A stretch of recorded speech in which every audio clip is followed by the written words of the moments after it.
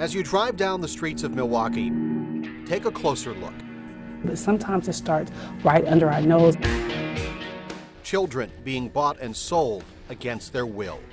Keep them locked up 24 hours a day. Human trafficking is on the rise.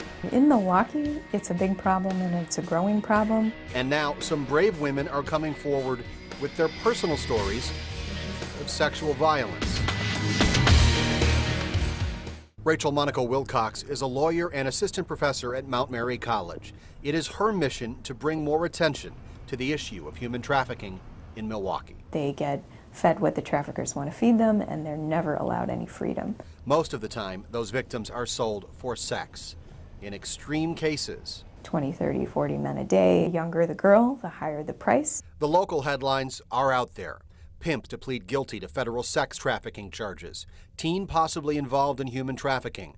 But many people still think this is something that doesn't happen here. That trafficking is solely an international phenomenon. But it is happening here in Wisconsin and in Milwaukee. If it happens in Milwaukee, if it happens in Brookfield, it impacts us all. Lakita Caldwell knows sexual violence firsthand. Her mother was a victim. Now she works with Milwaukee teen trafficking victims. Almost every session that I have with a young person, someone shares that I've been sexually assaulted and they've lost their voice. Now, an opportunity for victims to regain that voice.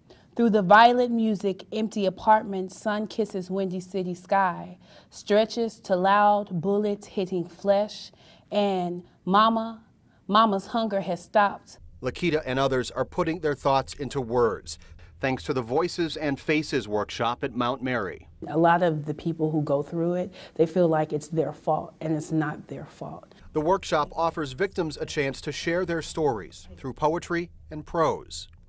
I am not who you think I am. I have not been where you think I have been, nor do I go where you think I go. I have returned from places you pray do not exist. The workshop includes survivors of human trafficking and other forms of sexual violence. People like Elena, who is now a teacher raised in the suburbs, straight-A student. All it takes is a moment and things change. It's why this workshop is so important here in southeastern Wisconsin, giving victims a voice, ending their silence. I firmly believe that if we as a society can be more compassionate towards the survivors, that we'll begin to hear the stories.